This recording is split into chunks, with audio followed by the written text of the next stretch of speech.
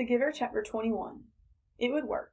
They could make it work, Jonas told himself again and again throughout the day. But that evening, everything changed. All of it, all the things they had thought through so meticulously, fell apart. That night, Jonas was forced to flee. He left the dwelling shortly after the sky became dark and the community still. It was terribly dangerous because some of the work crews were still about, but he moved stealthily and silently, staying in the shadows, making his way past the darkened dwellings and the empty central plaza toward the river. Beyond the plaza he could see the house of the old and the annex behind it, outlined against the night sky. But he could not stop there. There was no time. Every minute counted now, and every minute must take him farther from the community. Now he was on the bridge, hunched over on the bicycle, pedaling steadily. He could see the dark, churning water far below. He felt surprisingly no fear nor any regret at leaving the community behind. But he felt a deep sadness that he had left his closest friend behind. He knew that in the danger of his escape he must be absolutely silent, but with his heart and mind he called back and hoped that with his capacity for hearing beyond, the Giver would know that Jonas had said goodbye. It had happened at the evening meal. The family unit was eating together as always, Lily chattering away, mother and father making their customary comments and lies Jonas knew about the day. Nearby, Gabriel played happily on the floor, babbling his baby talk, looking with glee now and then toward Jonas, obviously delighted to have him back after the unexpected night away from the dwelling. Father glanced down toward the toddler. "Enjoy it, little guy," he said. "This is your last night as visitor." "What do you mean?" Jonas asked him. Father sighed with disappointment. "Well, you know he wasn't here when you got home this morning because we had him stay overnight at the nurturing center. It seemed like a good opportunity with you gone to give it a try. He'd been sleeping so soundly." "Didn't it go well?" Mother asked sympathetically.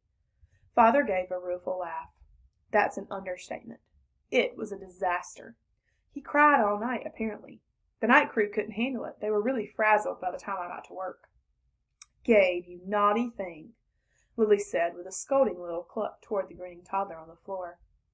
"So," Father went on, "we obviously had to make the decision. Even I voted for Gabriel's release when we had the meeting this afternoon." Jonas put down his fork and stared at his father. "Release?" he asked. Father nodded. "We certainly gave it our best try, didn't we?" "Yes, we did," Mother agreed emphatically. Lily nodded in agreement too. Jonas worked at keeping his voice absolutely calm. "When?" he asked. "When will he be released?" "First thing tomorrow morning. We have to start our preparations for the naming ceremony, so we thought we'd get this taken care of right away." "It's bye-bye to you, Gabe, in the morning," Father had said in his sweet, sing-song voice. Jonas reached the opposite side of the river, stopped briefly, and looked back. The community where his entire life had been lived lay behind him now, sleeping. At dawn, the orderly, disciplined life he had always known would continue again without him. The life where nothing was ever unexpected, or inconvenient, or unusual. The life without color, pain, or past. He pushed firmly again at the pedal with his foot and continued riding along the road. It was not safe to spend time looking back. He thought of the rules he had broken so far. Enough that if he were caught now, he would be condemned. First, he had left the dwelling at night, a major transgression. Second, he had robbed the community of food, a very serious crime, even though what he had taken was leftovers set out on the dwelling doorsteps for collection. Third, he had stolen his father's bicycle. He had hesitated for a moment, standing beside the bike port in the darkness, not wanting anything of his father's, and uncertain as well whether he could comfortably ride the larger bike when he was so accustomed to his own. But it was necessary because it had the child seat attached to the back. And he had taken Gabriel too. He could feel the little head nudge his back, bouncing gently against him as he rode. Gabriel was sleeping soundly, strapped into the seat. Before he had left the dwelling, he had laid his hands firmly on Gabe's back and transmitted to him the most soothing memory he could. A slow swinging hammock under palm trees, on an island someplace, at evening, with a rhythmic sound of languid water lapping hypnotically against a beach nearby. As the memory seeped from him into the new child, he could feel Gabe's sleep ease and deepen. There had been no stir at all when Jonas lifted him from the crib and placed him gently into the molded seat. He knew that he had the remaining hours of night before they would be aware of his escape. He rode hard, steadily, willing himself not to tire as the minutes and miles passed. There had been no time to receive the memories he and the giver had counted on, of strength and courage. So he relied on what he had, and hoped it would be enough. He circled the outlying communities, their dwellings dark. Gradually the distances between the communities widened, with longer stretches of empty road.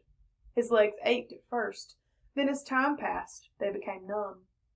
At dawn, Gabriel began to stir. They were in an isolated place. Fields on either side of the road were dotted with thickets of trees here and there. He saw a stream and made his way across to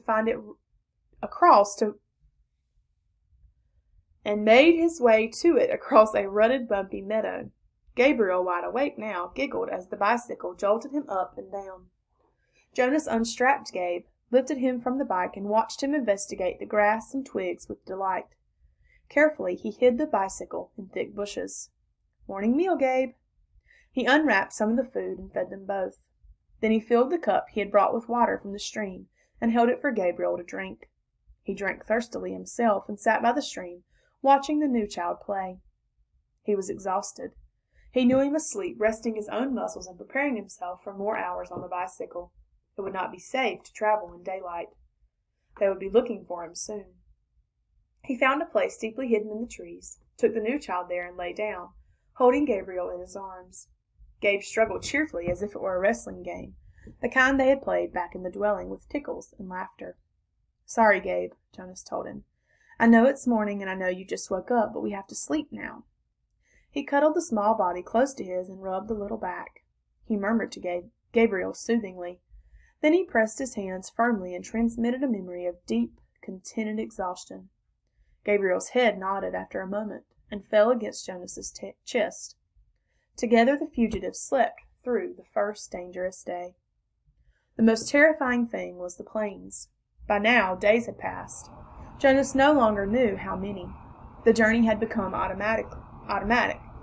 The sleep by days, hidden in underbrush and trees, the finding of water, the careful division of scraps of food, augmented by what he could find in the fields, and the endless miles on the bicycle by night. His leg muscles were taut now.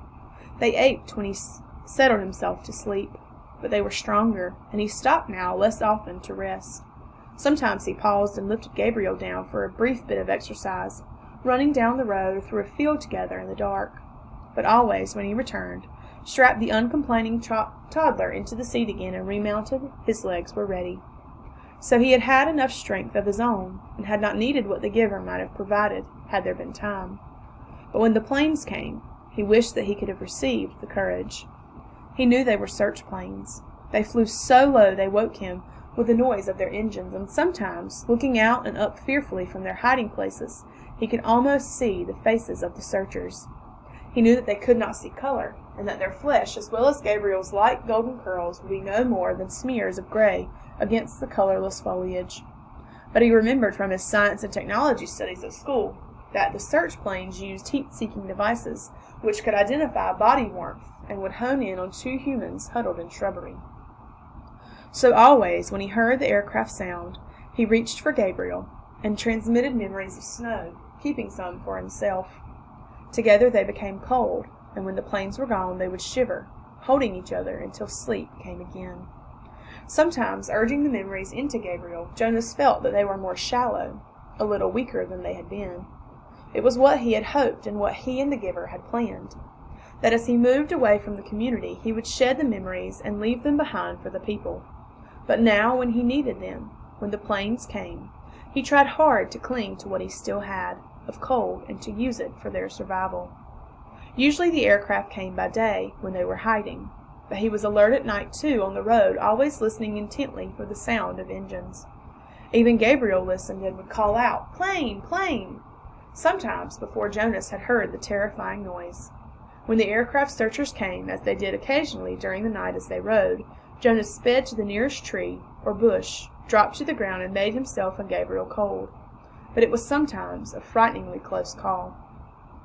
As he pedaled through the nights, through the isolated landscape now, with the communities far behind and no sign of human habitation around him or ahead, he was constantly vigilant, looking for the next nearest hiding place should the sound of engines come.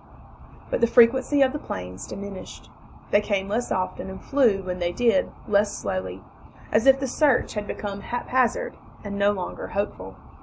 Finally, there was an entire day and night when they did not come at all.